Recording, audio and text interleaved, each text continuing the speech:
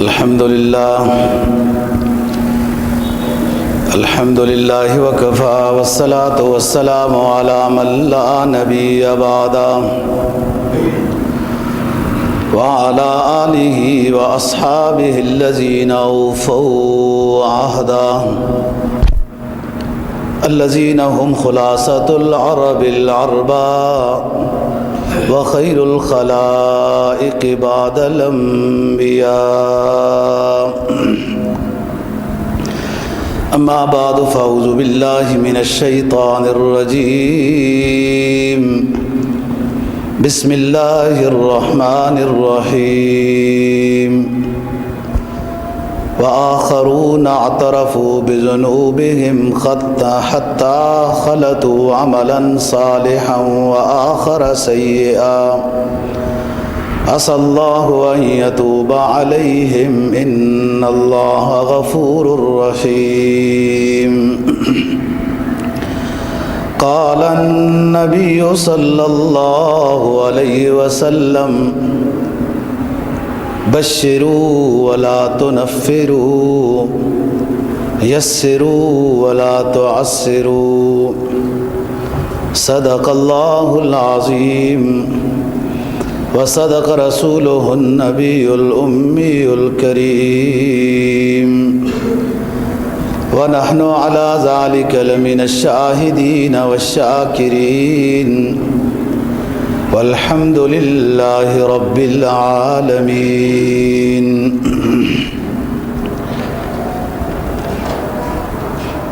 11ویں پارے کی ایک آیت کریمہ اور جناب نبی پاک صلی اللہ علیہ وسلم کا ایک فرمان تلاوت کیا ہے، جس کا مفہوم یہ ہے وآخرون اعترفوا بذنوبہم. کچھ لوگ ایسے ہیں جنہوں نے اپنے گناہوں کا اعتراف کر لیا، حتی خلطوا عملا صالحا وآخر سیئا. ان کے اعمال ملے جلے ہیں، اچھے بھی ہیں اور کچھ برے بھی ہیں. عسى اللہ ان یتوب علیہم ان اللہ غفور رحیم. امید ہے اللہ پاک ان کے گناہوں کو معاف کرے گا اور اللہ مغفرت کرنے والا مہربان ہے. جناب نبی پاک صلی اللہ علیہ وسلم کا جو فرمان تلاوت کیا ہے، یہ آپ نے فرمان حضرت معاذ بن جبل اور ابو موسیٰ اشعری رضی اللہ تعالیٰ عنہ کو یمن روانہ کرتے وقت فرمایا تھا، نصیحت کی تھی کہ وہاں جا کر بشارت کی باتیں پہلے کرنا، لوگوں کو دین کے قریب لانے کی کوشش کرنا، متنفر نہ کرنا، آسان باتیں پہلے بتانا، مشکل نہ بتانا. جو آیت کریمہ تلاوت کی ہے، اس میں صحابہ اکرام رضی اللہ تعالیٰ عنہم کا ذکر ہے جن سے غلطی ہوئی اور اپنی غلطی پر نادم ہو گئے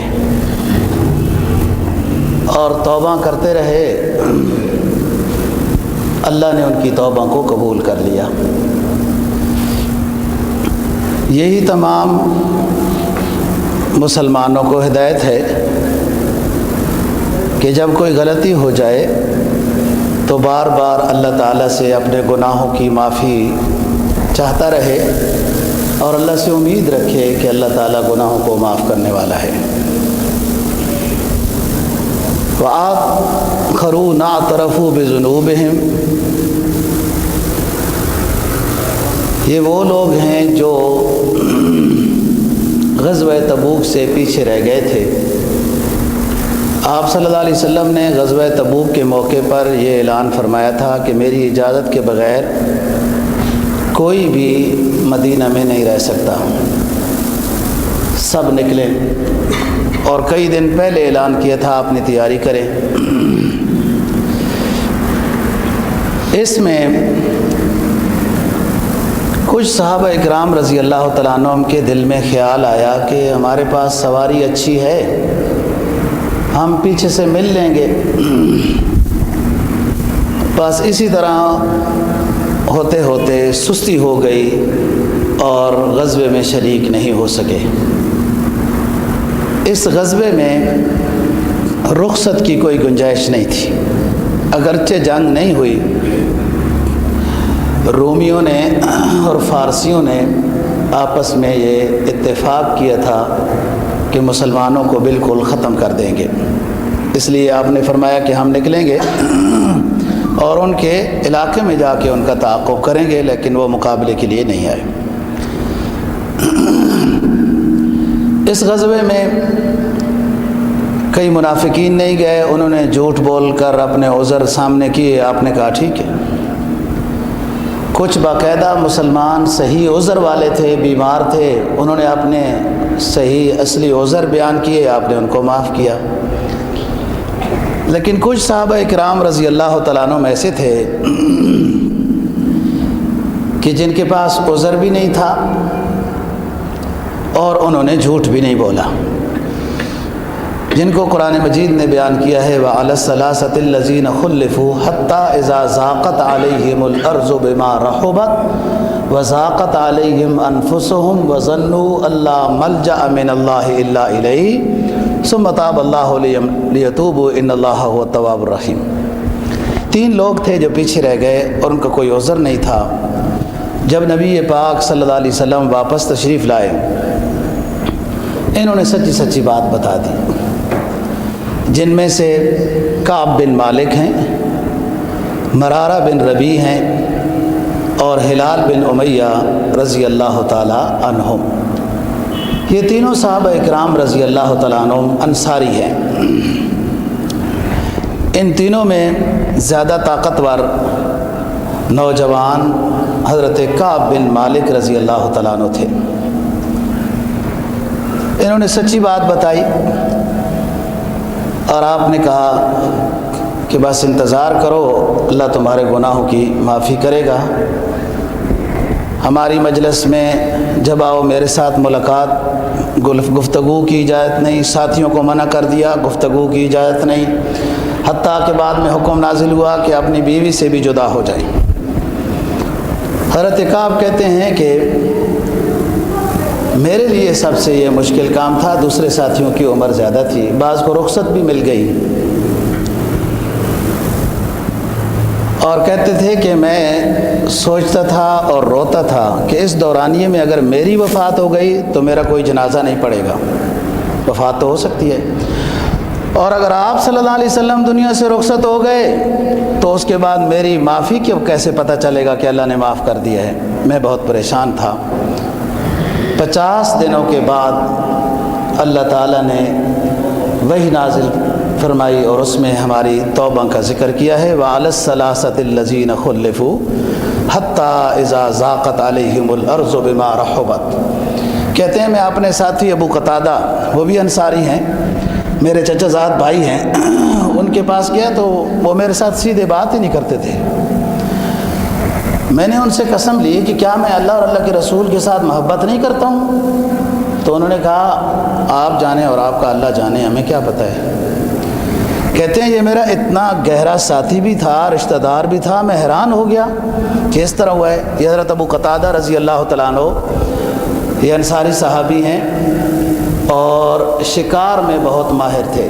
جتنی شکار کی روایات ہیں، کس طرح شکار کرنا چاہیے، کیا پڑھنا چاہیے، تیر کیسا ہو، فلاں کیسا ہو، کون سے جانور ہیں جو حلال ہیں، ان میں اکثر روایات حضرت ابو قتادہ رضی اللہ تعالیٰ عنہ سے مروی ہیں۔ یہ حضرت کعب بن مالک رضی اللہ تعالیٰ عنہ کے رشتہ دار ہیں۔ کہتے ہیں انہوں نے بھی میرے ساتھ بلانا ختم کر دیا ہے۔ یہ حضرت کعب وہ صحابی رسول ہیں جنہوں نے غزوہ احد کے اندر جو سن 3 ہجری میں ہوا، نبی پاک صلی اللہ علیہ وسلم سے درخواست کی تھی کہ آپ نے جو صبح آج لباس پہنا ہوا تھا یہ لباس آپ مجھے دے دیں، آپ کوئی اور لباس ذیب تن فرمائیں۔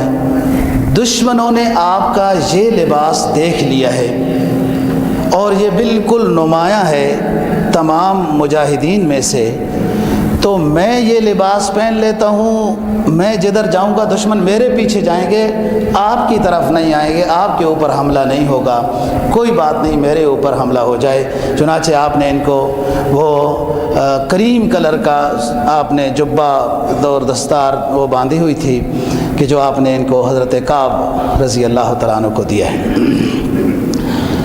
ان کی پھر توبہ نازل ہوئی، وَعَلَى الثَّلَاثَةِ الَّذِينَ خُلِّفُوا حَتَّىٰ إِذَا ضَاقَتْ عَلَيْهِمُ الْأَرْضُ بِمَا رَحُبَتْ۔ بات یہ ہے کہ انہوں نے نبی پاک صلی اللہ علیہ وسلم کے حکم کی پاسداری نہیں کی تھی۔ آپ نے یہ فرمایا کہ سب نے تبوک مقام پہ جانا ہے، یہ نہیں گئے اور سستی ہو گئی، گرمیوں کا موسم تھا، کھجوریں پک رہی تھیں وغیرہ، بس یہ ایک حکم کی نافرمانی ہو گئی۔ آپ صلی اللہ علیہ وسلم حیات تھے، مدینہ منورہ میں یہ لوگ تھے، 50 دن کے بعد مسلسل یہ توبہ کرتے رہے کہ اللہ نے 50 دن کے بعد ان کی توبہ قبول کی ہے۔ میں سمجھانا یہ چاہتا ہوں کہ نبی پاک صلی اللہ علیہ وسلم کے کسی حکم کی نافرمانی نہیں کرنی چاہیے۔ یہ تو صحابہ ہیں، یہ اونچے لوگ تھے، ان کی تو نیکیاں بھی بہت اونچی تھیں، ان سے غلطی ہوئی کہ نبی کی نافرمانی کی ہے تو اتنا اللہ ناراض ہوا، اور 50 دن مسلسل توبہ ہوتی رہی، اور پھر آیات کریمہ نازل ہوئیں۔ جب یہ آپ صلی اللہ علیہ وسلم کے قریب آئے، ام سلمہ رضی اللہ تعالیٰ عنہ کے گھر میں آپ تھے، آپ کے قریب آئے تو آپ نے فرمایا کہ کعب آج تمہارے لیے خوشی کا اتنا بڑا دن ہے کہ جب سے تمہیں ماں نے جنا ہے آج تک اتنا خوشی کا دن تم نے نہیں دیکھا ہوگا کہ اللہ نے تمہاری توبہ کو قبول کر لیا ہے۔ بعض حضرات نے اس واقعے میں ابو لبابہ رضی اللہ تعالیٰ عنہ کو بھی لکھا ہے، لیکن اکثر مفسرین نے یہ کہا کہ ابو لبابہ رضی اللہ تعالیٰ عنہ کا یہ واقعہ نہیں ہے جو انہوں نے اپنے آپ کو لوہے کی زنجیر کے ساتھ مسجد نبوی کے ستون کے ساتھ باندھ دیا تھا کہ مجھ سے غلطی ہو گئی ہے، اللہ مجھ سے معاف کرے گا اور پھر یہ اس کے بعد زنجیر کھولوں گا۔ ابو لبابہ رضی اللہ تعالیٰ عنہ سے غلطی ہوئی، یہ مدینہ کے اوس قبیلے کے ہیں، حضرت لبابہ ان کا نام رفاع ہے رضی اللہ تعالیٰ عنہ۔ حضرت ابو لبابہ انصاری مدنی اوس قبیلے سے تعلق رکھتے ہیں، اور قبیلہ اوس کا قبیلہ بنو قریظہ کے ساتھ تعلق داری تھی۔ بنو قریظہ یہودی ہیں، اوس عرب ہیں۔ بنو قریظہ نے نقض عہد کیا تھا رسول پاک صلی اللہ علیہ وسلم کے ساتھ غزوہ احزاب میں، تو اس کے بعد آپ نے یہ فرمایا تھا کہ بنو قریظہ کو ہم جلا وطن کریں گے، ان کے نوجوانوں کو قتل کریں گے، یہ مشورہ ہوا تھا۔ انہوں نے ہمیں دھوکہ دیا ہے۔ بنو قریظہ کی پاسداری کا معاہدہ تھا نبی پاک صلی اللہ علیہ وسلم کے ساتھ، لیکن انہوں نے مشرکین کا ساتھ دیا تھا، دھوکہ کیا تھا۔ بنو قریظہ میں جب ابو لبابہ رضی اللہ تعالیٰ عنہ گئے، اور یہ اوس میں سے ہیں، اوس قبیلے کی تعلق داری بنو قریظہ کے ساتھ تھی شروع سے۔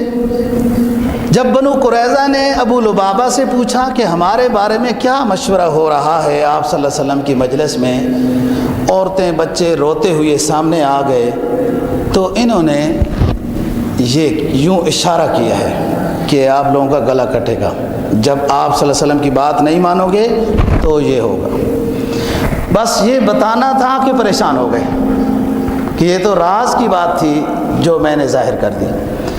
سیدھے آئے مسجد نبی میں اور اپنے آپ کو لوہے کی زنجیر کے ساتھ باندھ دیا ہے اور اعلان کیا ہے کہ مجھ سے یہ غلطی ہو گئی ہے۔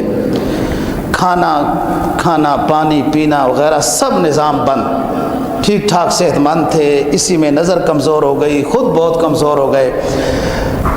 اللہ تعالیٰ نے چند دنوں بعد نبی پاک صلی اللہ علیہ وسلم کے اوپر وحی بھیجی اور فرمایا وَآخَرُونَ اعْتَرَفُوا بِذُنُوبِهِمْ، حتیٰ خلطوا عملا صالحا وآخر سیئا، کہ جنہوں نے اپنی غلطی کا اعتراف کر لیا اور ان کے اعمال ملے جلے ہیں، اللہ نے ان کی توبہ قبول کر لی ہے۔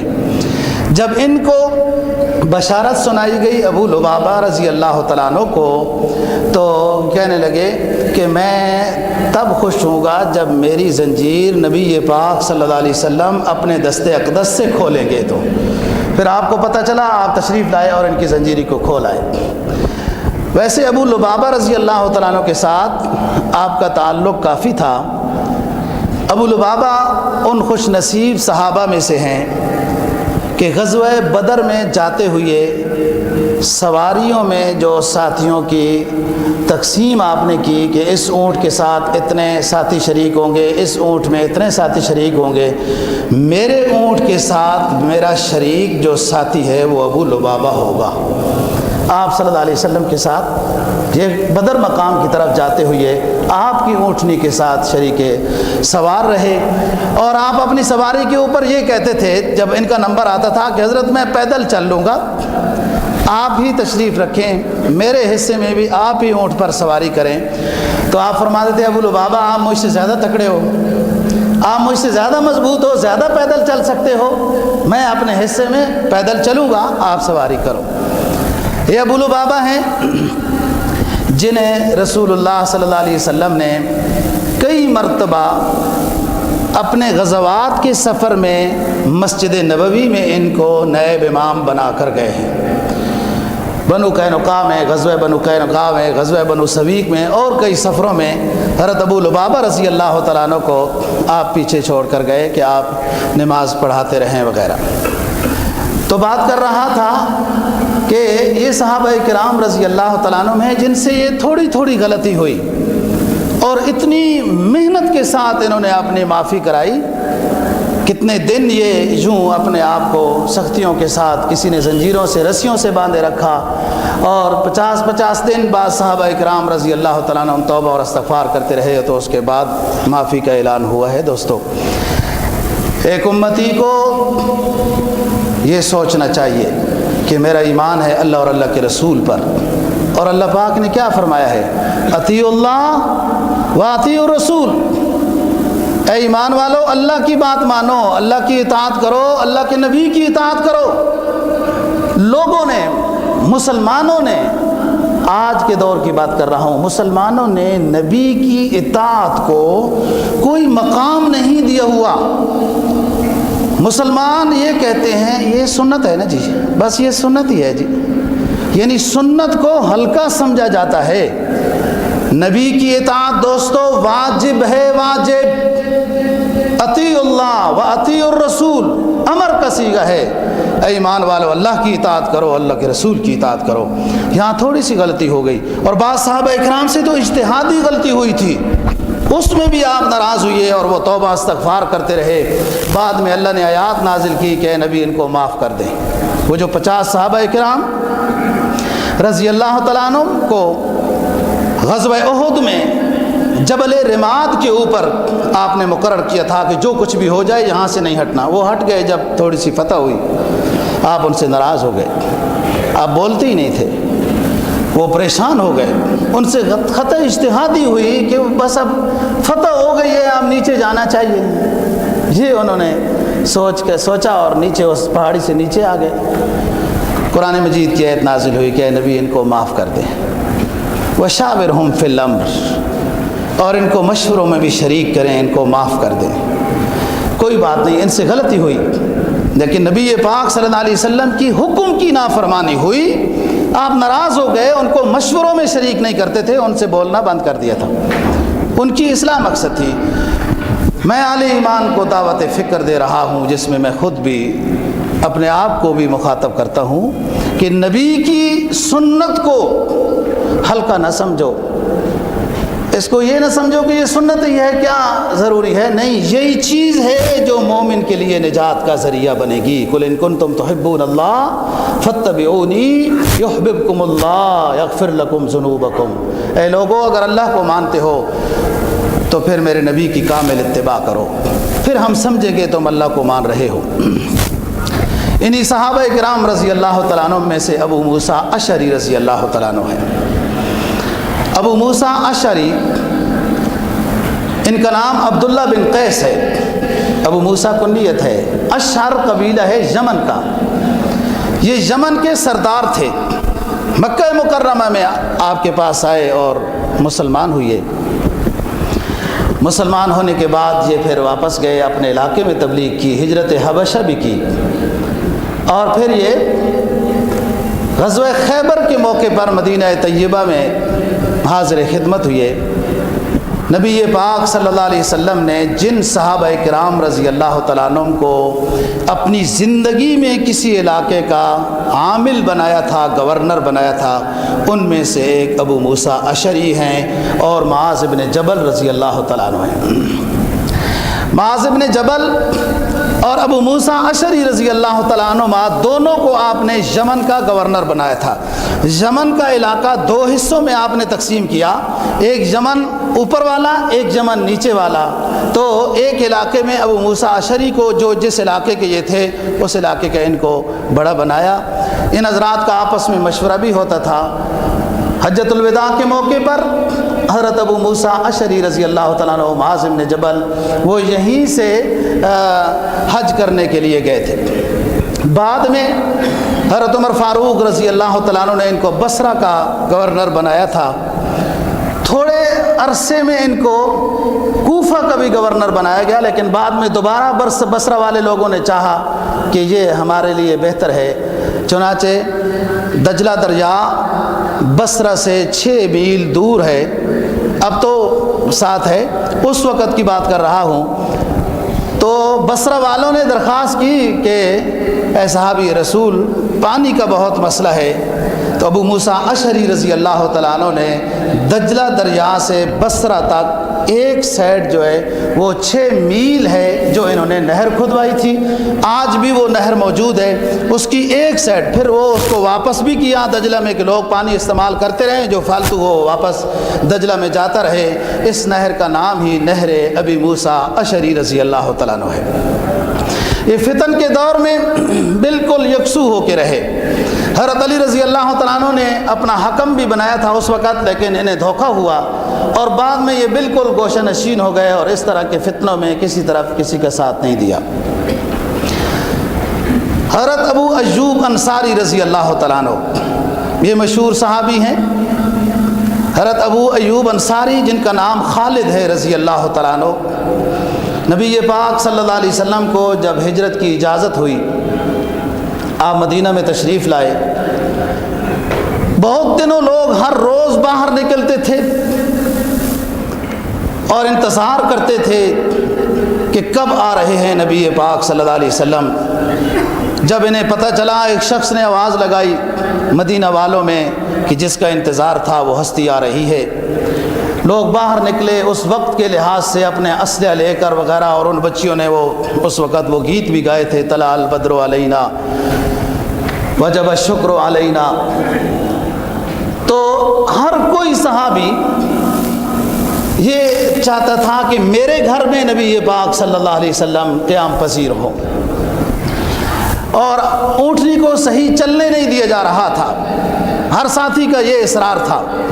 آپ نے اس وقت یہ جملہ ارشاد فرمایا، خلو سبیلہا فانہا مامورا، میری اونٹنی کو چھوڑ دو، اسے حکم دیا گیا ہے رکنے کا، جہاں وہیں رکے گی، یہ آپ چھوڑ دو۔ یہ اونٹنی سیدھی چلتی ہوئی حضرت ابو ایوب انصاری رضی اللہ تعالیٰ عنہ کے گھر میں آ کے رک گئی اور اتر بیٹھ گئی۔ آپ صلی اللہ علیہ وسلم شروع میں حضرت ابو ایوب انصاری رضی اللہ تعالیٰ عنہ کے گھر میں رہے ہیں، اور پھر بعد میں مسجد نبوی کی تعمیر ہوئی، حجرے تعمیر ہوئی ہے، تو آپ اپنے حجروں کے اندر تشریف لے گئے۔ حضرت ابو ایوب انصاری رضی اللہ تعالیٰ عنہ وہ مشہور صحابی ہیں جو غزوہ بحر، جو سمندری غزوے کی آپ نے فضیلت بیان کی تھی کہ میرے صحابہ اس میں جو شریک ہوں گے وہ بہت اونچے ہیں، بہت فضیلت والے ہیں، جس میں ام حرام رضی اللہ تعالیٰ عنہا نے بھی کہا تھا کہ حضور میرے لیے بھی یہ دعا کر دیں۔ یہ اس غزوے میں شریک ہوئے جو رومیوں کے خلاف ہوا، یہ علاقہ فتح ہوتے ہوئے قسطنطنیہ میں پہنچ گئے تھے۔ حضرت ابو ایوب انصاری رضی اللہ تعالیٰ عنہ کی وفات قسطنطنیہ میں ہوئی اور وہیں پر ان کی قبر بنی۔ اور واللہ عالم بالصواب، حضرات نے لکھا ہے کہ اس وقت کے لحاظ سے یہ مسلمانوں کا یہ رہا کہ جب بارش نہیں ہوتی تھی تو حضرت ابو ایوب انصاری رضی اللہ تعالیٰ عنہ کے روضے کے قریب آ کر لوگ اللہ سے دعا کرتے ہیں کہ اللہ پاک ہمارے پاس تو اور کوئی نیکی نہیں ہے، آپ کے آخری حبیب کا ایک صحابی ہمارے علاقے میں آرام کر رہا ہے، اس کی برکت سے ہمیں بارش عطا کرتے ہیں۔ تو کہتے ہیں کہ جب بھی لوگوں نے آ کر حضرت ابو ایوب انصاری رضی اللہ تعالیٰ عنہ کے روضے کے پاس آ کر اللہ سے دعا مانگی اور جو دعا مانگی اللہ تعالیٰ نے بارش عطا کی ہے۔ جو ایک مشہور حدیث ہے کہ شوال کے 6 روزے اس کی بہت فضیلت ہے، ستم من شوال، کہ پورے زمانے کے روزوں کا ثواب ملے گا، اس حدیث کے راوی حضرت ابو ایوب انصاری رضی اللہ تعالیٰ عنہ ہے۔ انہی صحابہ کرام میں سے حضرت ابو ہریرہ رضی اللہ تعالیٰ عنہ بھی ہیں۔ حضرت ابو ہریرہ دوس قبیلے سے تعلق رکھتے ہیں، یمن کے علاقے کے ہیں، بما اپنے مختصر کے خاندان سے یہ جب ان کو تعارف ہوا تو یہ مدینہ میں مقیم ہو گئے تھے۔ امی اپنے بیٹے کی محبت میں مدینہ میں آ گئی تھی، مسلمان نہیں ہوئی تھی۔ حضرت ابو ہریرہ رضی اللہ تعالیٰ عنہ سن 7 ہجری میں مسلمان ہوئے اور ایسے مسلمان ہوئے کہ انہوں نے مسجد نبوی سے باہر نکلنا بھی اپنے لیے مناسب نہیں سمجھا تھا، ہر وقت ادھر رہتے تھے۔ کسی نے پوچھا ابو ہریرہ آپ کی بہت ساری احادیث ہیں، آپ بہت ساری روایات کرتے ہیں، اور بھی تو بہت صحابہ کرام ہیں، ان سے روایات بہت کم ہیں۔ تو یہ کہتے تھے کہ انصاری لوگ، اپنی مدینہ والے لوگ اپنی کھیتی باڑی میں مصروف رہتے تھے اور مہاجرین لوگ اپنے کاروبار میں مصروف رہتے تھے۔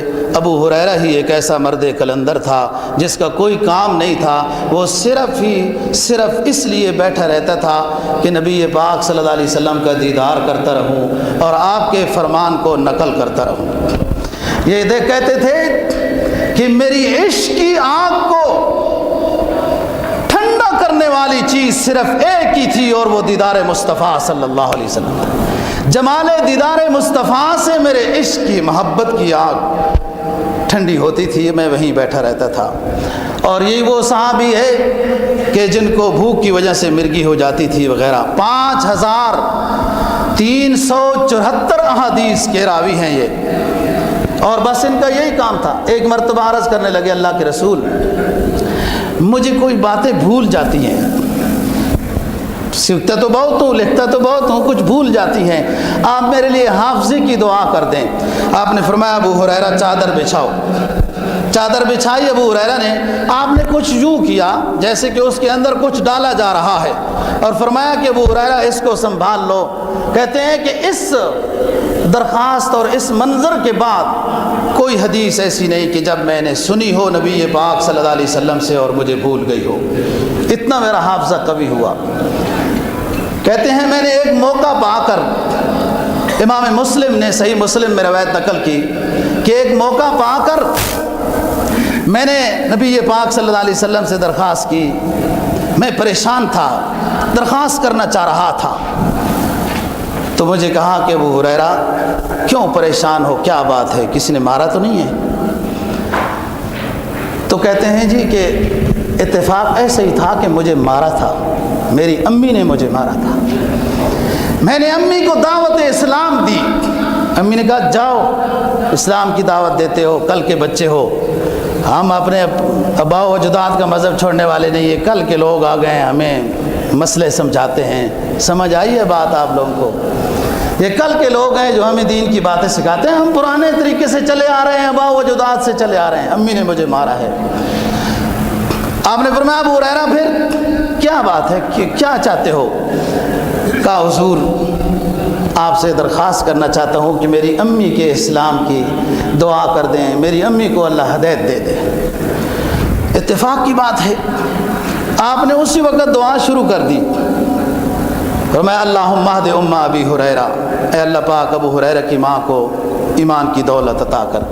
کہتے ہیں کہ ابو ہریرہ رضی اللہ تعالیٰ عنہ اسی مجلس سے اٹھ کر چل پڑے، اور جب گھر گئے تو امی کو کہا دروازہ کھولو، تو امی نے کہا صبر کرو۔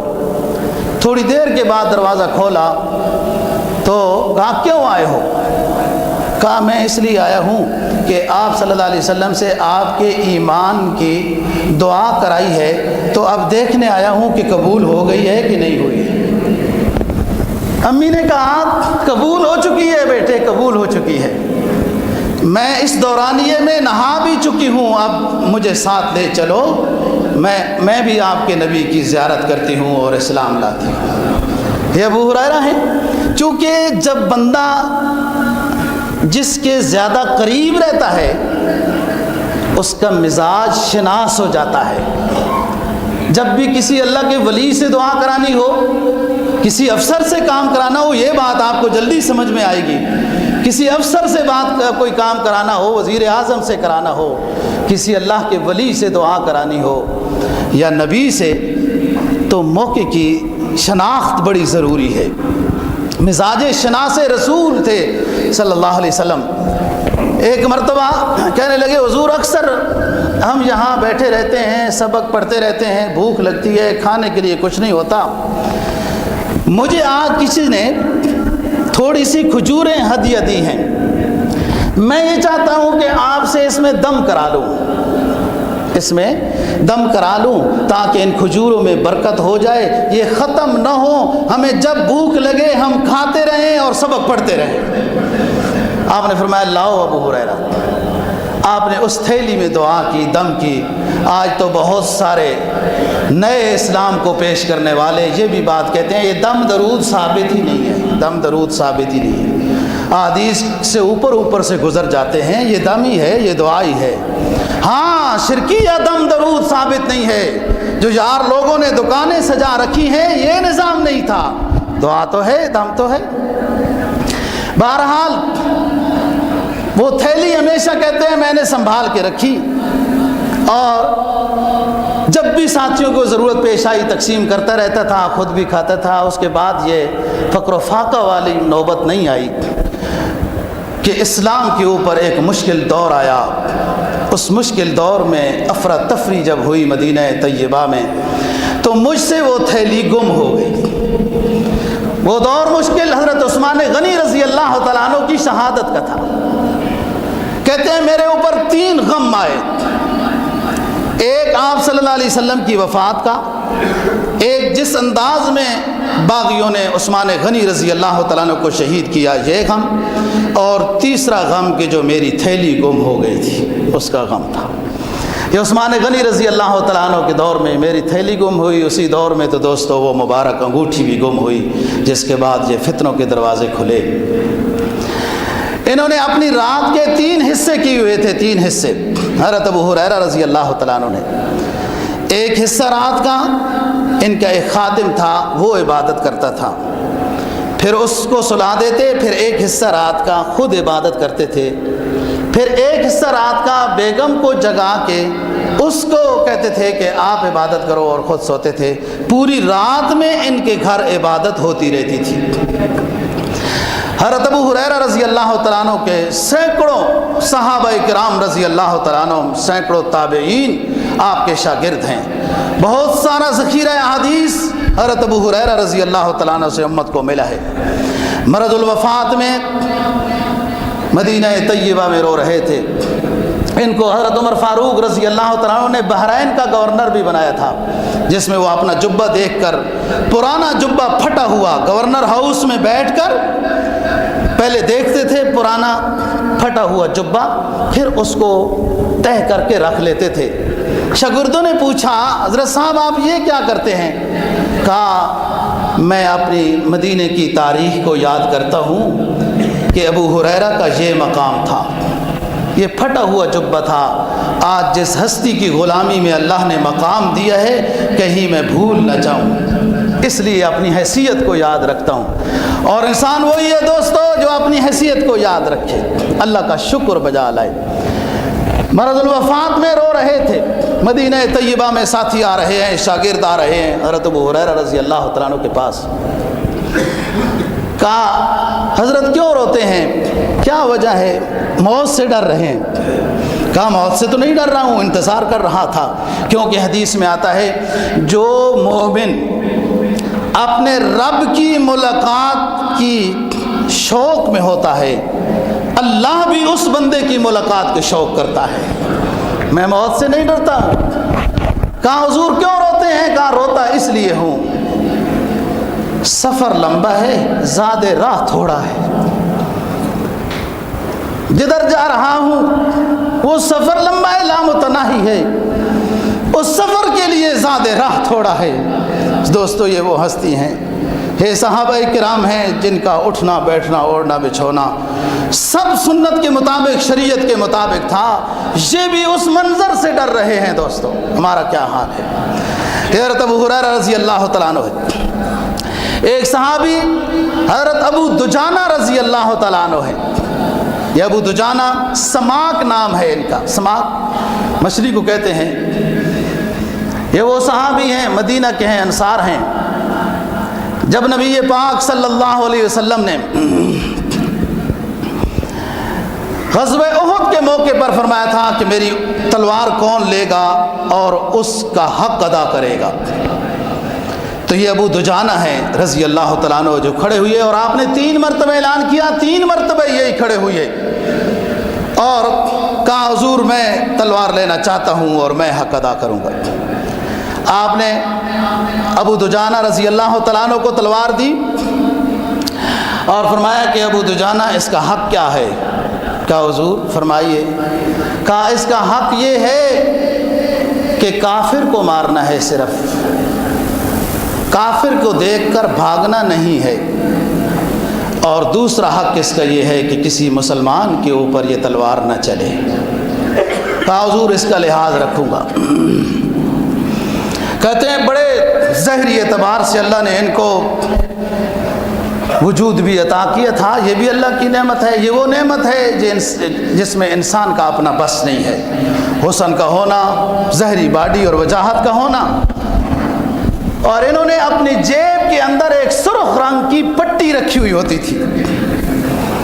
جب آپ سے تلوار لی اور نعرہ بلند کیا اور پٹی اپنے سر کے اوپر باندھی، جیسے کہ ایک مست بہادر میدان میں اترتا ہے اور وہ جا رہا ہو، اکڑ کر چل رہے تھے۔ نبی پاک صلی اللہ علیہ وسلم نے دیکھا، کہا صحابہ کرام کو دیکھو ابو دجانہ متکبرانہ انداز میں اکڑ کر چل رہا ہے۔ یہ انداز اللہ اور اللہ کے رسول کو عام حالات میں پسند نہیں ہے، اس موقع پر اللہ اور اللہ کے رسول کو بھی یہ انداز پسند ہے۔ قرآن مجید میں نبی پاک صلی اللہ علیہ وسلم کو جب جہاں حکم ہوا جہاد کرنے کا، وہاں سخت انداز میں اور حل میں مبارز کہنے کا حکم ہوا ہے۔ فرمایا ایھا النبی جاہد الکفار والمنافقین واغلظ علیہم ومأواہم جہنم وبئس المصیر۔ اے نبی جہاد کے لیے نکلیے، کفار کے مقابلے میں، منافقین کے مقابلے میں، واغلظ علیہم، اور ان کے اوپر سختی کیجئے۔ حل میں مبارز کی ندا لگاتے ہوئے نکلے، اس لیے کہ یہ آپ کے اور آپ کے رب کے باغی ہیں، اللہ نے ان کا ٹھکانہ جہنم بنایا ہوا ہے۔ دوسرے مقام پہ فرمایا وَأَعِدُّوا لَهُم مَّا اسْتَطَعْتُم مِّن قُوَّةٍ وَمِن رِّبَاطِ الْخَيْلِ تُرْهِبُونَ بِهِ عَدُوَّ اللَّهِ وَعَدُوَّكُمْ۔ اے اہل اسلام کی جماعت، جہادی تیاری میں اپنے آپ کو رکھنا۔ تم جب جہادی مشقیں کرتے ہو، جہادی تیاریاں کرتے ہو، تو اپنے گھروں میں دشمن ڈرتا ہے، لیکن آج مسلم کیا ہو گیا، تجھے بڑے بڑے لیڈر بھی تجھے یہ دعوت دیتے ہیں، کیوں راستے بند کرتے ہو، نیٹو سپلائیاں بند نہ کرو۔ بڑے بڑے دانشور بھی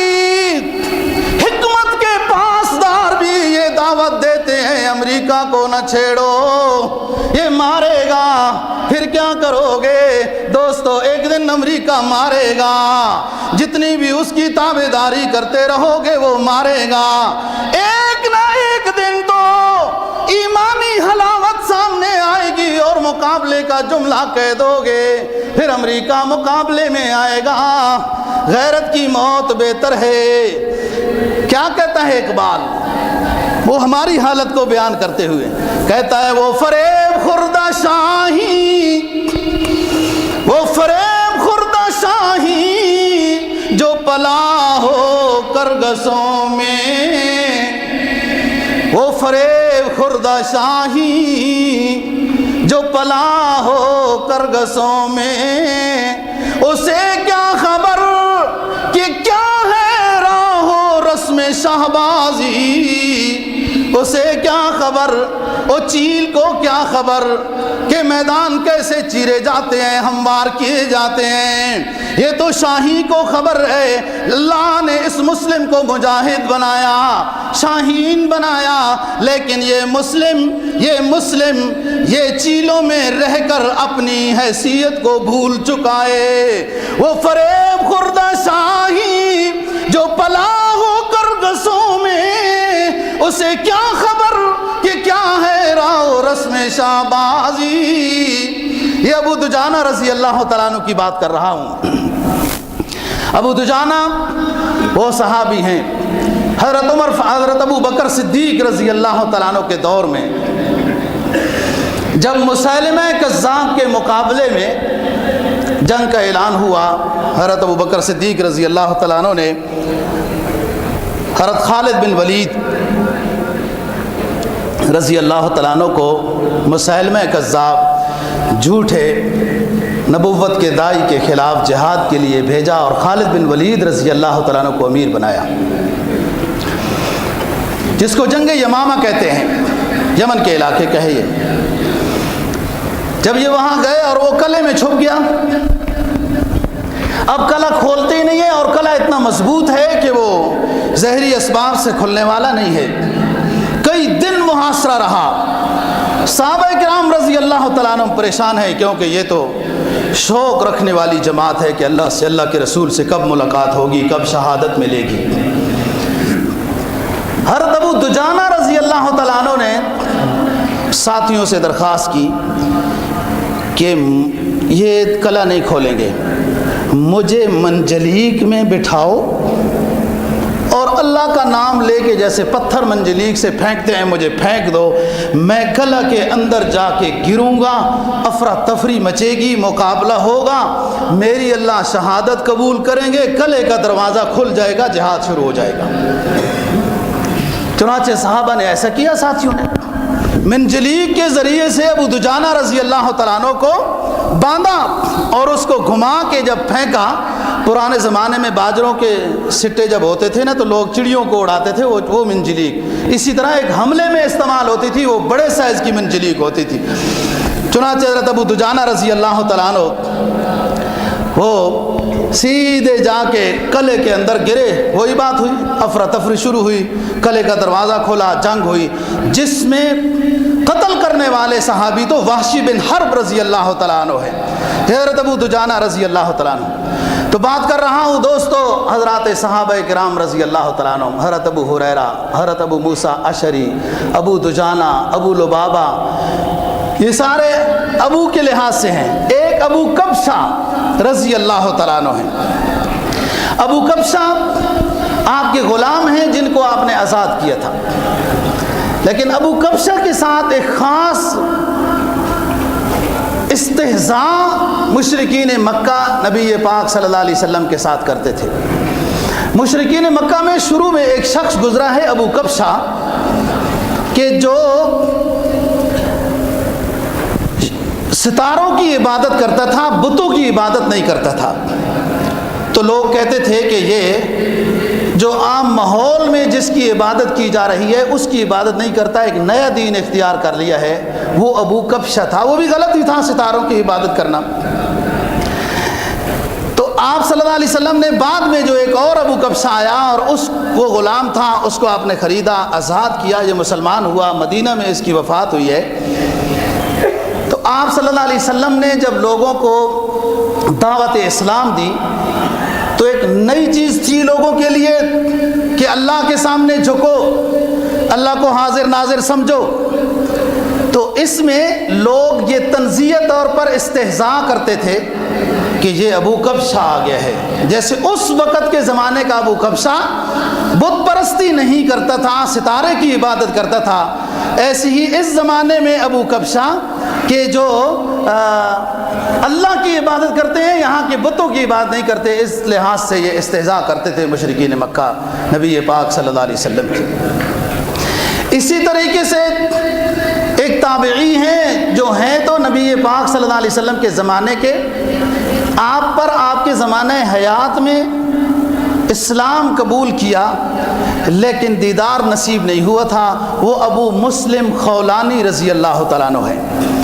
یہ ابو مسلم خولانی رضی اللہ تعالیٰ عنہ وہ ہے کہ جو یمن میں اسود عنسی نے نبوت کا دعویٰ کیا اور یہ نبی پاک صلی اللہ علیہ وسلم کی شریعت کی دعوت دیتے تھے۔ اس نے ان کو پکڑا اور ان سے پوچھا کہ کیا تم مدینہ والے محمد بن عبداللہ کو آخری نبی مانتے ہو؟ اس نے کہا جی۔ کہا میں بہت سخت سزا دوں گا؟ کہا دے دو۔ آگ میں ڈالوں گا؟ کہا ڈال دو۔ پھر دھمکیاں دے کر پھر اس کے بعد پھر دوبارہ کہا کہ واقعتاً تم اس نبی آخر الزمان صلی اللہ علیہ وسلم کو جو مدینہ میں ہے اسی کو آخری نبی مانتے ہو؟ انہوں نے کہا اسی کو آخری نبی مانتا ہوں۔ چنانچہ اس نے ساتھیوں کو کہا کہ لکڑیاں جمع کرو، آگ جلاتے ہیں۔ آگ جلانا اس نے شروع کی۔ جب آگ خوب بھڑکنا شروع ہوئی آگ، تو اس وقت حضرت ابو مسلم خولانی رضی اللہ تعالیٰ عنہ کو آگ کے اندر ڈالا گیا۔ آگ کے شعلے آسمانوں میں جا رہے تھے۔ یہ شخص جب آگ میں جانے لگے تو انہوں نے صرف اشہد ان لا الہ الا اللہ و اشہد ان محمدن عبدہ و رسولہ کا جملہ پڑھا ہے۔ کہتے ہیں نا کہ لا الہ الا اللہ محمد الرسول اللہ، یہ پوری کائنات سے اشہد ان لا الہ الا اللہ اشہد ان محمدن عبدہ و رسولہ، یہ جملے، یہ شہادتین، یہ پوری کائنات کو ایک طرف میزان میں رکھ دیا جائے اور ان کلموں کو ایک طرف رکھ دیا جائے تو میزان کا وہ حصہ بھاری ہوگا جس میں کلمہ طیب اور کلمہ شہادت ہوگا۔ انہوں نے یہ کلمہ شہادت پڑھا اور لوگوں نے ان کو آگ کے اندر ڈال دیا۔ آگ کے شعلے دوستوں آسمانوں کے ساتھ باتیں کر رہے تھے اور یہ اندر رہے۔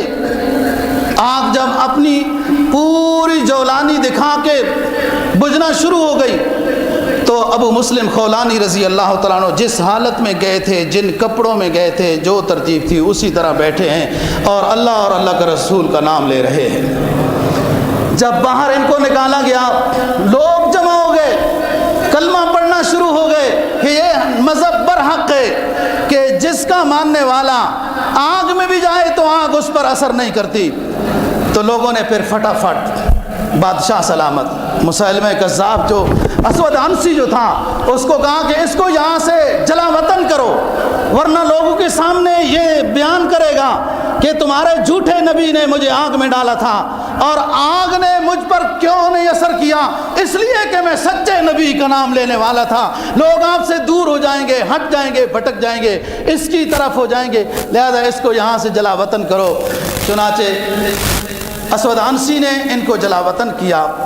یہ کہتے ہیں جب مجھے باہر نکالا میں استخارہ کرنے لگا اور اپنی سواری کے بارے میں یہ کہتا تھا کہ جدھر یہ چلی جائے ادھر ہی میں چلا جاؤں گا، کیونکہ اپنے علاقے سے تو نکال دیا گیا ہے۔ کہتے ہیں وہ سواری سیدھا چلتی گئی۔ جب علاقہ مجھے نظر آیا تو میں سمجھ گیا تو یہ تو مدینۃ الرسول صلی اللہ علیہ وسلم ہے۔ جب میں مدینہ میں پہنچا، مسجد نبوی کے باہر میں نے اپنی سواری کو باندھا، لوگوں سے پوچھا تو بتایا کہ نبی پاک صلی اللہ علیہ وسلم کا تو کچھ عرصہ ہوا ہے، کچھ دن ہو گئے ہیں کہ آپ دنیا سے رخصت ہو گئے ہیں۔ کہتے ہیں میں غم زدہ ہو کر درود و سلام پڑھتا ہوا میں بیٹھ گیا ایک ستون کے ساتھ کہ حضرت عمر فاروق رضی اللہ تعالیٰ عنہ ہے۔ مجھ سے پوچھا کون ہو مسافر، کہاں سے آئے ہو؟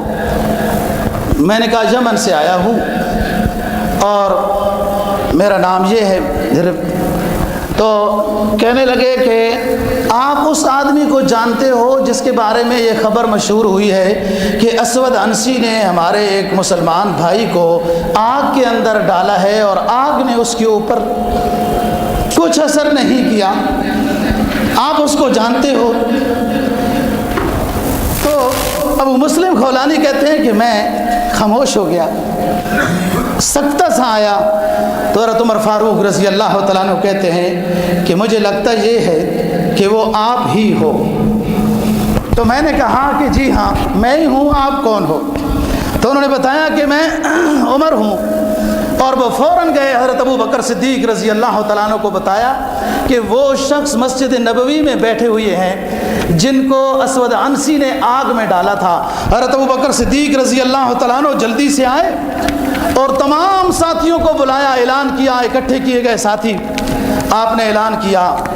حضرت ابو بکر صدیق رضی اللہ تعالیٰ عنہ نے بیان کیا اور ان کے بازو کو پکڑ کر مجمع کو خطاب کیا اور کہا کہ دیکھو کچھ لوگ کہ ادھر ادھر زکوٰۃ کے منکر، کوئی نبوت کا دعویٰ کر رہے ہیں، کچھ کیا، یہ اللہ پاک نے ایک برہان بھیجا ہے، ہمارے لیے دلیل بھیجی ہے کہ جو آخری نبی کے ماننے والے ہیں انہیں نہ دنیا کی آگ جلا سکتی ہے نہ آخرت کی آگ جلائے گی۔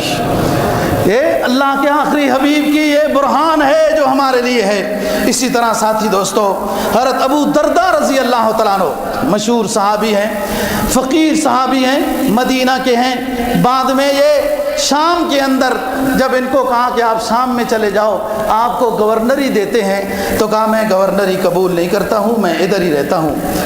بہت صاحب علم ساتھی تھے وہ، جن کے بارے میں ہے نا کہ ان سے جا کے علم سیکھو، ان میں سے ایک حضرت ابو درداء رضی اللہ تعالیٰ عنہ بھی ہے۔ پھر ان کو کہا کہ آپ کو دمشق کی ایک مسجد کی امامت، خطابت، تدریس کا فریضہ سونپا جا رہا ہے، تو کیا آپ جانا چاہیں گے؟ تو کہا یہ تعلیم و تعلم کا شعبہ ایسا ہے، یہ پیغمبرانہ سنت ہے، میں اس سے انکار نہیں کرتا ہوں۔ چنانچہ ابو درداء رضی اللہ تعالیٰ عنہ دمشق کے اندر آ گئے اور وہیں پر رہے۔ یہ سلمان فارسی رضی اللہ تعالیٰ عنہ کے بھائی چارگی والے بھائی تھے۔ سلمان فارسی رضی اللہ تعالیٰ عنہ کے ساتھ ان کا تعلق اور یہ رابطہ رہا۔ یہ بہت فقیر صحابی تھے، اور پھر دمشق میں ایک عرصے تک بعد میں حضرت امیر معاویہ رضی اللہ تعالیٰ عنہ نے ان کو گورنر بنایا، لیکن بعد میں جب عبد الملک بن مروان کا زمانہ آیا تو انہیں پھر جدید طرح کے سوٹ بوٹ والے گورنر پسند تھے، جو حضرت ابو درداء رضی اللہ تعالیٰ عنہ کو معزول کیا۔ یہ وہیں دمشق کے اندر مدفون ہیں۔ اللہ تعالیٰ ان نیک لوگوں کے نقش قدم پر ہم سب کو چلنے کی توفیق نصیب فرمائے۔ وآخر دعوانا ان الحمد للہ رب العالمین۔